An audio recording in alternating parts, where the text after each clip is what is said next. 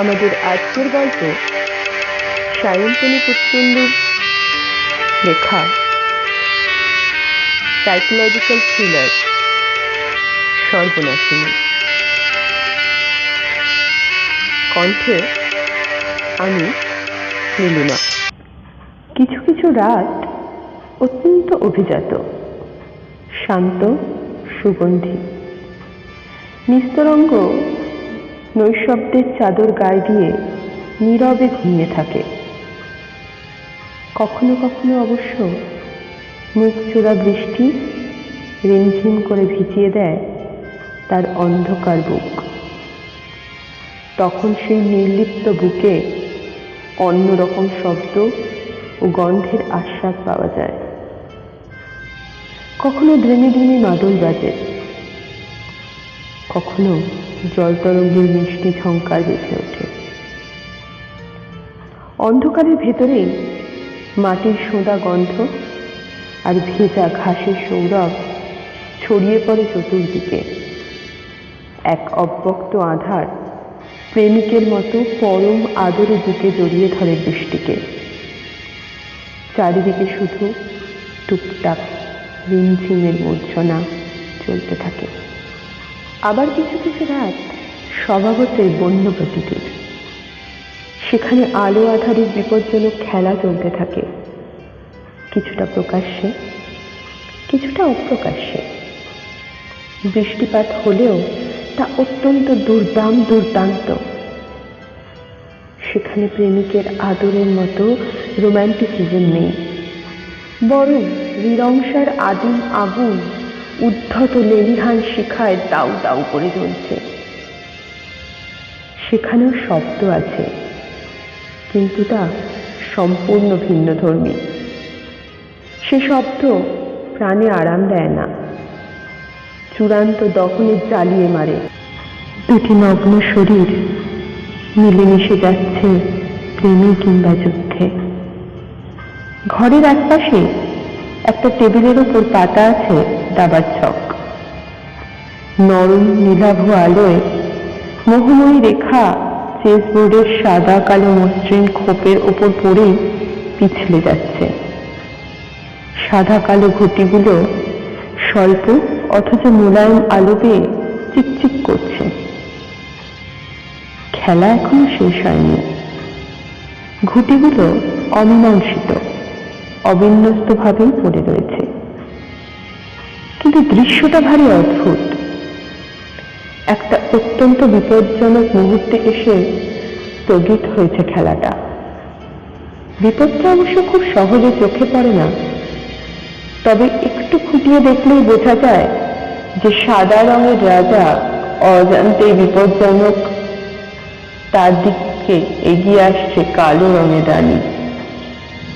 সাদা ঘোড়া হাতি অন্যদিকে আক্রমণ করতেও ঠেকাতে এতটাই ব্যস্ত যে তাদের নজরেই পড়েনি যে রাজা অরক্ষিত ও বিপন্ন। ওদিকে বিছানায় রাজা প্রায় রানীকে আদরে আদরে বিধ্বস্ত করে তুলেছে। রানীও হার মানবে না। একে অপরের এক লাফ বাইটে অস্থির পুরুষ। দাবার মতন এই খেলাটাও এখনো অমীমাংসিত। কে জিতবে বোঝা মুশকিল। পুরুষটি যতই নারীর উপরে কব্জা করতে চাইছে, নারীটি মোহিনী অথচ কামাতুর হাসি হেসে অধরা রহস্যের মতো পিছলে যাচ্ছে। তার শীতকারের শব্দ, খিলখিল হাসি ঘনিয়ে আসা সর্বনাশের অশনি সংকেত দেয়। পুরুষটি সবলতাকে দমন করার চেষ্টা করে, কিন্তু এ নারী অবদমিত হতে জানে না। সে সপাটে একটা মোচড় দিয়ে উঠছে পুরুষের ওপর। রাজা নয়, রানী এই খেলার চালিকা শক্তি। সেটাই বুভুক্ষ পুরুষটাকে বোঝানো দরকার। নারীটি শোণিত দৃষ্টিতে অপলক কিছুক্ষণ তাকিয়ে থাকে পুরুষটির দিকে। এই মুহূর্তে কি অসহায় লাগছে লোকটাকে। একটা বেঠক ভুঁড়িয়ালা থলথলে মাংসপিণ্ড ছাড়া ওকে আর কিছুই বলা যায় না। বিবস্ত্র পুরুষ এত কুৎসিত হতে পারে? এখন কুতকুত চোখে ভীষণ কামনার আরতি নিয়ে তাকিয়ে আছে তার দিকে। দেখলেই ঘেন্না করে। চেহারার মতো লোকটাকে স্বভাবটাও অত্যন্ত কুৎসিত। মেয়ে দেখলে কামড়াতে আসে।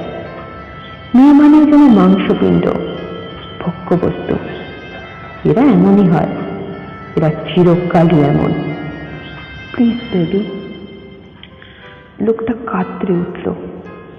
মেয়েটি জানে ও আর বেশিক্ষণ নিজেকে ধরে রাখতে পারবে না। ওর সে ক্ষমতাই নেই। চাইলে এখনই পরিতৃপ্ত করতে পারে পুরুষটিকে। বৃষ্টির মতো ঝরে পড়লে মিটিয়ে দিতে পারে সব তৃষ্ণা, কিন্তু করবে না। ওকে বুঝিয়ে দিতে হবে যে দাবার ছকে কালো রানী চিরদিনই সাদা রাজার চেয়ে শক্তিশালী। গায়ে অসুরের মতো জোর থাকলেই সব যুদ্ধে জেতা যায় না। মেয়েটি হেসে উঠে তার নরম ঠোঁট লোকটির পুরো ঠোঁটের ওপর নামিয়ে আনল। একটি সুদীর্ঘ চুম্বন। তার সাপের মতো বিশ্বস্ত্র কোঁকড়া ঝাঁকড়া সুগন্ধি চুল কিছুক্ষণের জন্য ঢেকে দিল লোকটির মুখ। রোমশ হাত দুটো খেলা করে বেড়াচ্ছে পেলব মসৃণ দেহের বিপজ্জনক ভাঁজগুলোয়। কোমল পিঠের ওপর প্রবল চাপ অনুভব করল মেয়েটি। সে একটুও বিচলিত না হয়ে আস্তে আস্তে গ্রাস করতে লাগলো কঠিন পৌরুষকে। অদ্ভুত একটা দুলুনি, যেন একটা বেসামাল জাহাজ সমুদ্রের চূড়ান্ত ধাক্কায় থেকে থেকে দুলে উঠছে। একটা জ্বালা শরীর থেকে ক্রমাগত মনের দিকে যাচ্ছে। নারী অগ্নিগর্ভা, পুরুষ অধৈর্য। এখন তার রিক্ত হওয়ার সময় হয়ে গিয়েছে। ক্রমাগতই দৃঢ় থেকে দৃঢ়তর হচ্ছে সে। অথচ মেয়েটিটাকে কিছুতেই সম্পূর্ণ গ্রহণ করছে না। অজগর যেমন শিকারকে সযত্নে পাকে পাকে জড়িয়ে ধরে, একটু একটু করে তার জীবনী শক্তিকে সমস্ত লড়াইকে শেষ করতে থাকে, এবং অবশেষে শিকার যখন চরম যন্ত্রণায় মৃত্যু প্রার্থনা করছে, তখন অল্প অল্প করে গিলতে শুরু করে। অবিকল ঠিক তেমনই করেছে সে। রমণীর সৌন্দর্যের পাশাপাশি প্রতিটা পদক্ষেপের যন্ত্রণাও বুঝিয়ে দিচ্ছে। কামান হানি, অধৈর্য মানুষটা স্খলিত স্বরে বলে, এবার তো এসো। মেয়েটা ফের হেসে ওঠে। মেঝের উপর ঝনঝনিয়ে বুঝি আসতে পড়ল বেলোয়ারি ঝাড়। হাসির মধ্যে সুর আর মাদকতার মাত্রা প্রবল। আবার তুলুনি ফিরে এলো, আরো প্রবল। আবেগে অসহায়তায় চোখ বুঝল পুরুষ। দুলছে সে, সামুদ্রিক ঝড়ের কবলে পড়া জাহাজের মতো কাঁপছে। আস্তে আস্তে সবকিছু ঝাপসা হয়ে আসছে একটু একটু করে। চেতনা প্রায় শেষ বিন্দুতে গিয়ে ঠেকেছে। আর নিয়ন্ত্রণে নেই সে। বেসামাল ঘোড়ার মতো হৃৎপিণ্ডটা দামাল হয়ে উঠেছে। সমস্ত সংসার লুপ্ত হয়ে যাচ্ছে একটু একটু করে। পুরুষটি লক্ষ্য করেনি মেয়েটির ঠোঁটে একটা তীক্ষ্ণ হাসি ভেসে উঠল। কি ভীষণ নিষ্ঠুর সে হাসি! যে কথাটা অসমাপ্ত খেলার শেষে বলা উচিত ছিল, এই মুহূর্তে সেটাই বলল সে। আস্তে আস্তে নাগিনীর মতো শিশিয়ে উচ্চারণ করল, চিট অ্যান্ড মিট। মেয়েটির চোখে হিংস্র উল্লাস নেচে ওঠে। সে জানে চেস বোর্ডের খেলা শেষ হোক বা না হোক, এবার এই খেলাটা শেষ হবে। গত 3 মাস ধরে চলছিল এই খেলা, এবার তার অন্তিম পর্ব। বোকা পুরুষটা জানে না দাবায় শক্তিশালী ঘুটির রাজা নয়, রানী। আর একটু পরেই নিজের চোখের সামনে নিজেরই প্রেমিককে তিলে তিলে মরতে দেখবে সে। এই নিয়ে তৃতীয়বার। অন্ধকার চৌখুপে ঘরে মাথা নিচু করে বসেছিল লোকটা। ওর একেবারে মাথার উপর টিম করে জ্বলছে বাল্ব। তাতে মানুষটার শীর্ণকায় চেহারাটা আলো ছায়া মাখামাখি হয়ে আরো পাংশুটে হয়ে গিয়েছে। একেবারে টিপিক্যাল শুকনো ছুঁচো মার্কা চেহারা, ছোটখাটো নুয়ে পড়া দেহ, দুপাশে কালো গোঁফ। এখন আরো বেশি ফ্রাস্ট্রেটেড হয়ে যেন ঝুলে পড়েছে। হাত পা কাঠি কাঠি। সবচেয়ে ভয়ঙ্কর তার গাত্রবর্ণ।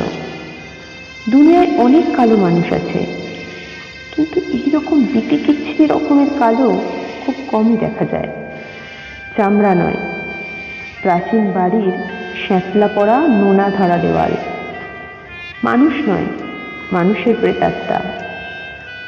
এই মুহূর্তে ওকে দেখলে কেউ বলবে যে এই লোকটা গত কয়েক মাস ধরে তিলোত্তমার বুকে ত্রাস হয়ে ঘুরছিল।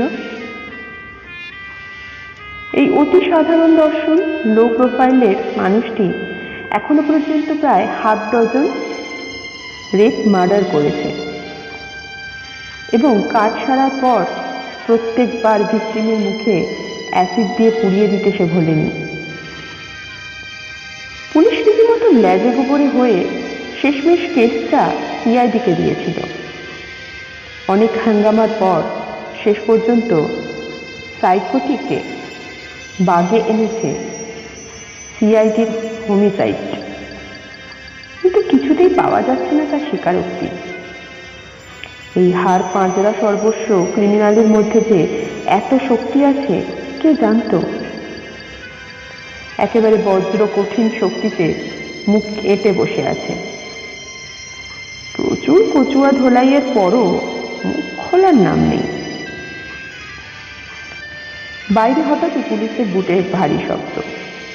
একাধিক ভারী জুতো দ্রুত এবং সাবলীল ছন্দে একই দিকে হেঁটে আসছে। লোহার দরজাটা আচমকা খুলে যাওয়ার আওয়াজে চকিত হয়ে মুখ তুলে তাকালো সে।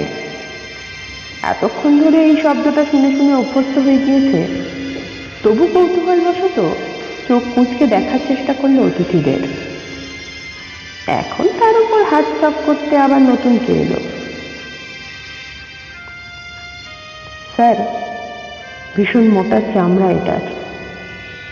একটা কণ্ঠস্বর সজোরে বলে ওঠে। পিটিয়ে পিটিয়ে পেটাই পরোটা বানিয়ে দিয়েছি, তবু মুখ খুলছে না। অসম্ভব নির্লজ্জ পাবলিক। এইবার আগন্তুকরা আলোর তলায় এসে দাঁড়ালো। এদের মধ্যে দুজনকে আক্ষরিক অর্থে হাড়ে হাড়ে চেনে, কারণ এতক্ষণ ধরে এরাই তার হাড় ভাঙার তাল করছিল। বাকি দুজনের মধ্যে একজনের মুখ চেনা, লম্বা চেহারা ফর্সা সুদর্শন যুবকটি তাকে গ্রেপ্তার করেছে, কিন্তু পাশের জন, ও কি মানুষ না অপূর্ব সুন্দর একটা মূর্তি? একজোড়া তীক্ষ্ণ চোখ তাকে ভালোভাবে মেপে নিল। কানে এলো মোলায়েম অথচ গম্ভীর উষ্ণ কণ্ঠস্বর। এ কি, পুরো বেগুন পোড়া বানিয়ে ফেলেছ তো? মারের চোটে সারা গায়ে কালশিটে পড়ে গেছে নাকি? কালশিটে নয়, ফর্সা চেহারা সুন্দর সুদর্শন অফিসার হেসে ফেলেছে। হাসতে হাসতেই বলল, অরিজিনাল কমপ্লেক্সন স্যার, একদম হলমার্ক। অরিজিনাল বলছো? গম্ভীর কণ্ঠ অবিচলিতভাবেই বলে, একটু অ্যাসিড টেস্ট করা যাক। ইঙ্গিতটা বুঝে নিয়ে বলল অফিসারটি, নিয়ে আসবো? একদম, ল্যাব থেকে একদম নির্ভেজাল জিনিস নিয়ে এসো অর্ণব। ডাক্তার চ্যাটার্জিকে বলাই আছে, জাস্ট বললেই ট্রেকটা দিয়ে দেবেন। ওর অ্যাসিডটা তেমন জোরালো ছিল না, ভিকটিমে শুধু মুখই পুড়েছে, আর বিশেষ কিছু হয়নি। আসল অ্যাসিড কাকে বলে সেটাও ওর দেখা উচিত। Okay sir. ফর্সা অফিসার তথা অর্ণব মাথা ঝাঁকিয়ে চলে গেল। সম্ভবত হুকুম তামিল করতে গেল। বাকিদের তথাকথিত স্যার একটা চেয়ার টেনে নিয়ে বসে পড়লেন লোকটার সামনে। অন্য দুজন তার পেছনে সসম্ভ্রমে দাঁড়িয়ে আছে। আসামির দিকে কিছুক্ষণ একাগ্র দৃষ্টিতে তাকিয়ে থেকে আস্তে আস্তে বুক পকেট থেকে বের করে আনলেন সিগারেটের প্যাকেট। নিজে একটা স্টিক তুলে নিয়ে প্যাকেটটা এগিয়ে দিলেন ওর দিকে। ফের সেই শান্ত সান্দ্র কণ্ঠস্বর শুনতে পেল সে। নিবি? কোনো মতে মাথা নেড়ে না বলল লোকটা। অ্যাসিড শব্দটা শুনেই ভয় সিটিয়ে গিয়েছে। এরা কি তার উপর অ্যাসিড ঢালবে নাকি? এতদিন সে সুন্দরী মেয়েদের মুখের ওপর অ্যাসিড ঢেলে চরম আনন্দ পেয়েছে। মনে মনে বলেছে, পোড় মাগি পোড়, সুন্দর মুখের জন্য এত নখরা, এবার পোড়া মুখ নিয়ে নরকে যা। কিন্তু এবার কি তবে তারই পোড়ার পালা? সে অবশ্য মেয়েগুলোকে মারার পর অ্যাসিড ঢেলেছিল, এরা তাকে জীবনটাই পোড়াবে না তো? বুকের মধ্যে ভয় আঁচড় কাটছে, রীতিমতো ঘেমে নিয়ে একসা হচ্ছে সে। তবু সামনে বসে থাকা মানুষটার দিকে থেকে চোখ ফেরাতে পারছিল না। চোখ ফেরানো যায়ও না। এই হচ্ছে পুরুষ, এই হচ্ছে যৌবন। যৌবনের অধ্যত্ত উল্লাস যেন ফেটে পড়ছে। যখন ও সামনে এসে দাঁড়িয়েছিল তখন মনে হয়েছিল আর্ট গ্যালারিতে যে মূর্তিগুলোকে দেখে সাহেব মেমরা আহ্লাদে গলে যায়, সেই মূর্তির প্রতি জ্যান্ত হয়ে এসে দাঁড়ালো। লোকে বলে ভগবানের হাতে নাকি বিশেষ সময় নেই। নিজের চেহারা বারবার আয়নায় দেখে তার ধারণাও তেমন হয়ে গিয়েছিল। কিন্তু এখন সে ধারণা ভ্রান্ত প্রমাণিত হলো। যদি উপরওয়ালা এত ব্যস্ত, তবে এই জিনিস তার হাত থেকে বেরোয় কি করে? ঈষৎ বাদামি মসৃণ ত্বক, দীর্ঘ ঋজু উদ্ধত দেহ, অসম্ভব ধারালো মুখের আদল বোধহয় একেবারে মেপে মেপে তৈরি করা হয়েছে। কোথাও একটু বেশি বা একটু কম নেই। চওড়া কাঁধ, সুগঠিত গ্রীবা, বুক আর চওড়া কবজি কি প্রচণ্ড পুরুষালী, কোমর নিখুঁত সরু। চোখ দুটো শান্ত অথচ প্রচণ্ড তীক্ষ্ণ। লোকটার মন্ত্রমুগ্ধের মতো দেখছিল তাকে। কি পুরুষ! শার্টের ওপর থেকেই এমন, না জানি শার্টের তলায় কত কারুকার্য আছে। সে নিজে যদি এমন সিংহের মতো পুরুষ হতে পারত, তবে জীবনটাই হয়তো অন্যরকম হতো। বউ তার কথায় উদ্বোস করত, মেয়েরা পেছন পেছন ঘুরঘুর করত। তার সান্নিধ্য পাওয়ার জন্য পাগল হতো কত সুন্দরী। এতগুলো খুন করতে হতো না। সে ঢোক গিলে বলার চেষ্টা করে, স্যার, আপনাদের কিছু ভুল হচ্ছে, আমি কিছু করিনি। ফস করে জ্বলে উঠল লাইটার। সামনের মানুষটি ধীরে সুস্থে একটা সিগারেট ধরিয়ে নিঃশব্দে বেশ কয়েকবার ধোঁয়া ছাড়লেন। তারপর খুব ঠান্ডাভাবেই বললেন, দেখ তো তারাম, এই ডায়লগ শুনিয়ে লাভ নেই। এখনো সময় আছে, সব খুলে বল, নয়তো আমাদের আরো একটা ভুল হবে। সেটা তোর পক্ষে খুব একটা ভালো হবে বলে আমার মনে হয় না। সে এক দৃষ্টে তাকিয়ে থাকে মানুষটার দিকে। সুগঠিত লম্বাটে মুখ, চোখ দুটোয় সামান্য রাগি রাগি দৃষ্টি, চোয়ালের দৃঢ়তায় স্পষ্ট এ খুব সহজ মানুষ নয়, একদম ঠান্ডা মাথার মক্কেল। যা বলছে করেও ফেলতে পারে। বুকের ভেতরে ভয়টা ফের গুড়গুড় করে ওঠে। সত্যি কি অ্যাসিড মারবে নাকি? 6টা রেপ আর মার্ডার। স্যার একটু ঝুঁকে বসলেন, নিচু স্বরে কেটে কেটে বললেন, আমার জুনিয়রের ধারণা এটা স্ট্রেট সাইকো কিলিং, খুন আর রেপের নেশা করা। কিন্তু আমার থিওরি একটু আলাদা। মেয়েগুলো তোর মতো একটা রোড রোমিওকে পাত্তা দেয়নি বলেই ওদের ওপর মর্দানগি ফলিয়েছিস তুই। তোর মেল ইগো হার্ট হয়েছে বলে স্রেফ মেরে ফেললি কি, তাই না? লোকটা কেঁপে ওঠে। যে সত্যিটা একমাত্র সে নিজে ছাড়া আর কেউ জানে না, সেটা এই মানুষটা এমন অবলীলায় বুঝে ফেললো কি করে? বিস্ময়ে বিহ্বল দৃষ্টিতে তাকিয়ে থাকে। হ্যাঁ, আজ পর্যন্ত সবাই তার পৌরুষকে অবমাননা করেছে। তার বউও রাতের বেলায় ধামসে ধুমসে শেষ পর্যন্ত ক্ষিপ্ত হয়ে যায়, উঠতে বসতে খিস্তি করে। ওই মেয়েগুলো তার পৌরুষকে বারবার প্রত্যাখ্যান করেছে, কেউ কদর করেনি তার। সেই জন্যই তো ওর মুখের দিকে এক ঝলক তাকিয়েই স্যার বুঝলেন ঢিলটা মোক্ষম জায়গায় লেগেছে। তার তরুণ সুন্দর মুখ কঠিন হয়ে ওঠে, আস্তে আস্তে বলেন, মর্দানগি মেয়েলি গো। আচ্ছা। কথাটা বলেই দীর্ঘ টান টান দেহটা ফের চেয়ার ছেড়ে উঠে দাঁড়ালো।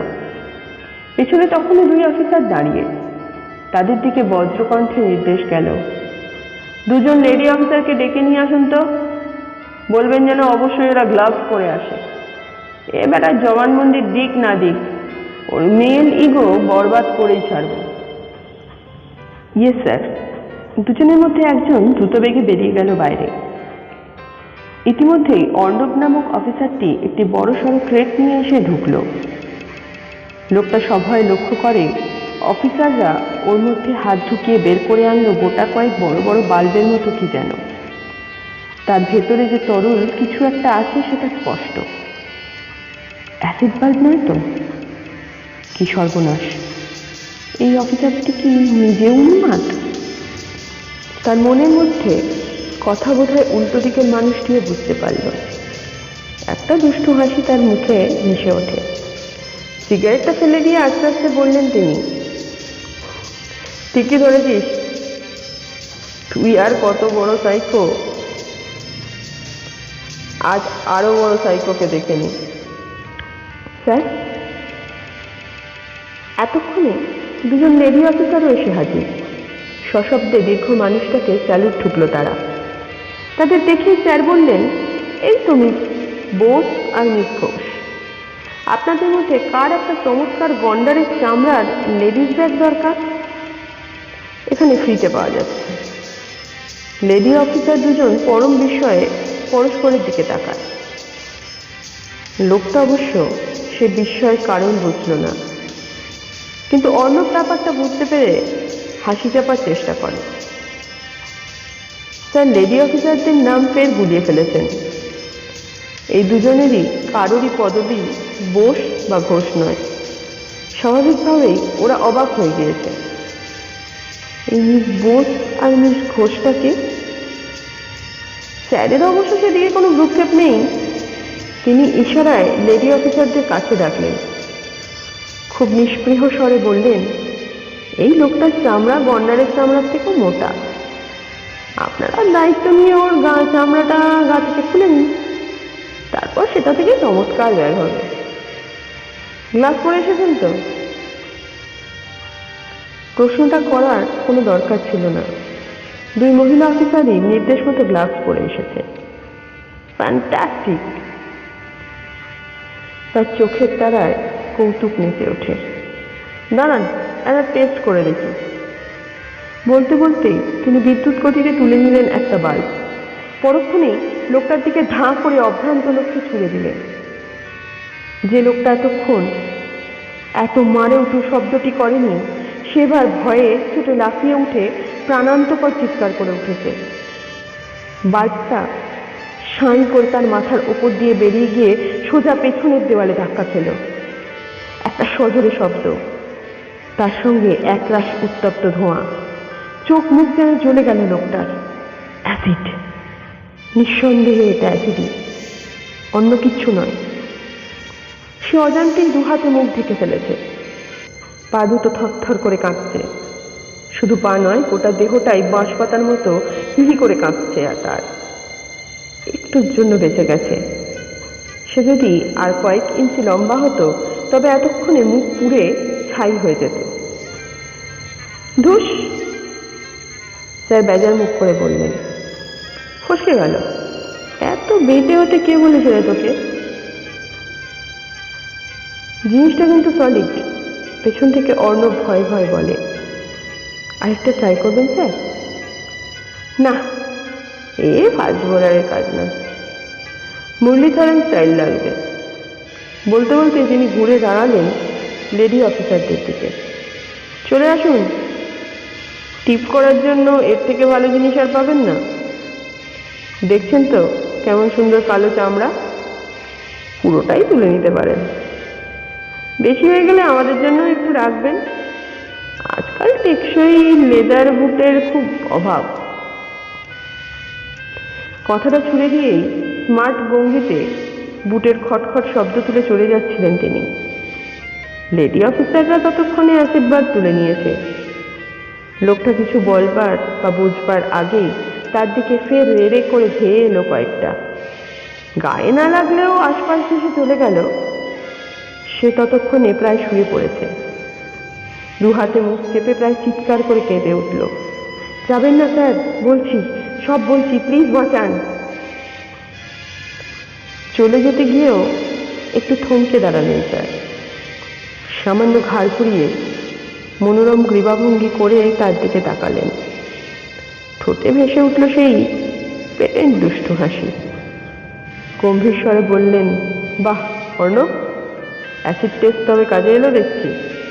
তোতারাম এতক্ষণে কথা শরীরসাগর হয়েছে।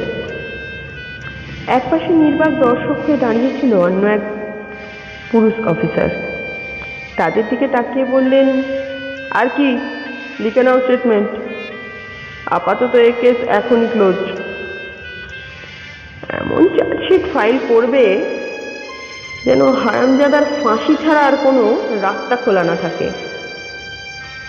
আর যদি একটাও কথা মিথ্যে বলে তবে মিস ঘোষ আর মিস বোস এখানেই আছেন।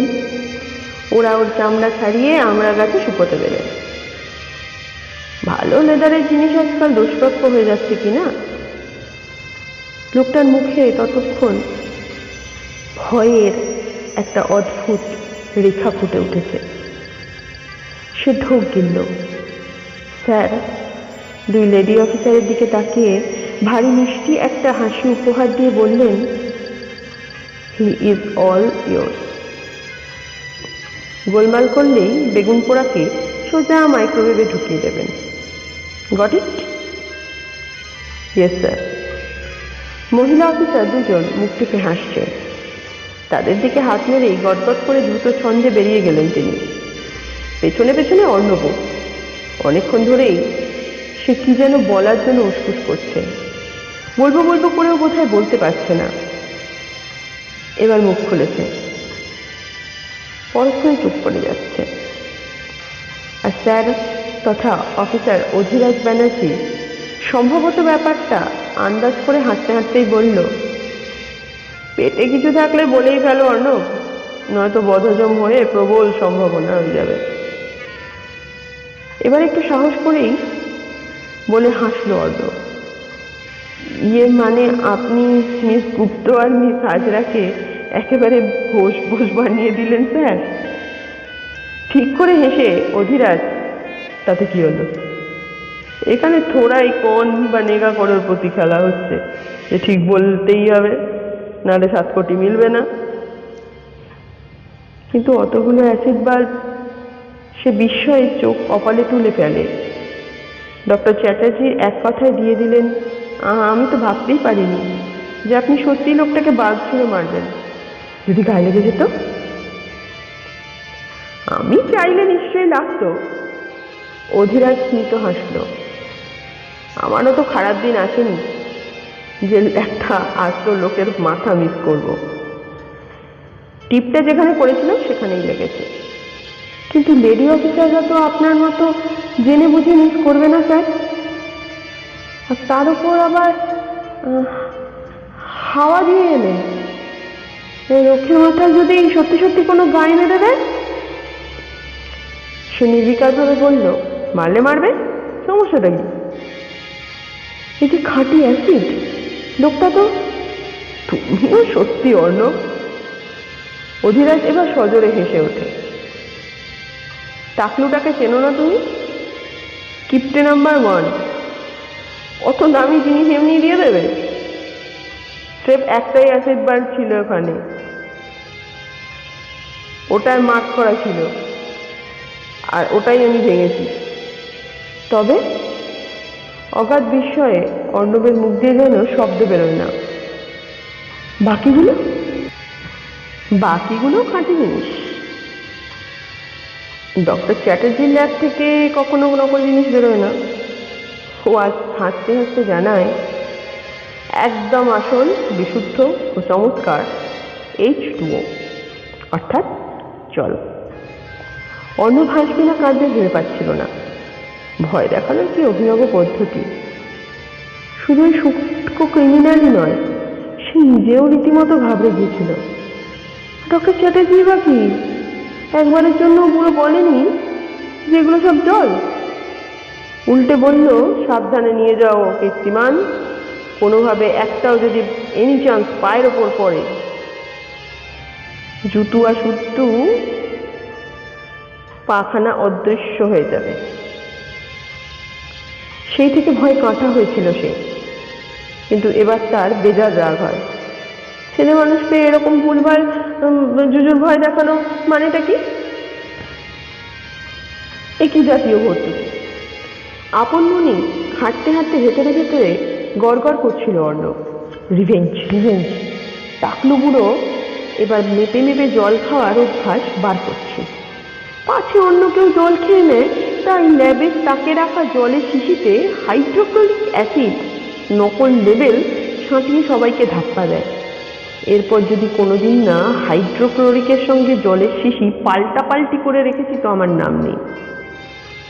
অত্যন্ত ভয়ঙ্কর প্রতিশোধ স্পৃহায় একটু অন্যমনস্ক হয়ে পড়েছিল সে। সম্বিত ফিরল অধিরাজের মোবাইলের রিংটোনে। সেতারের ঝংকারে দেশ রাগ বাজছে। এদিকে শিশির সেন। অধিরাজ ডিসপ্লেতে চোখ রেখে একটু উত্তেজিত স্বরে বলল, এডিজি অর্থাৎ additional director general of police Shishir Sen phone করেছেন। ওর ফোন মানেই তো কিছু গুরুতর ঘটেছে, নতুন কোনো কেস। অর্ণবের সমস্ত স্নায়ু টান টান হয়ে যায়। শিশির সেনের ফোন মানেই বিপদ, চ্যালেঞ্জিং কেস। এবার আবার কি মারাত্মক অপরাধ ঘটল শহরে বুকে? অধিরাজ তাড়াতাড়ি ফোনটা রিসিভ করতেই ও প্রান্ত থেকে ভেসে এলো এডিজি সেনের ইস্পাত কঠিন শীতল কণ্ঠস্বর। ব্যানার্জি, ইমিডিয়েটলি চলে এসো। সর্বনাশিনী স্ট্রাইকস এগেইন। কেসটা এবার আমাদের বাজাতে। আমাদের আজকের গল্পটি ভালো লাগলে লাইক করে দিও আর চ্যানেলটিকে সাবস্ক্রাইব করতে ভুলো না। সাবস্ক্রাইব বাটনের পাশে থাকা বেল আইকনটিতে ক্লিক করে রেখো আমাদের পরবর্তী গল্পের নোটিফিকেশন সব থেকে আগে পাওয়ার জন্য।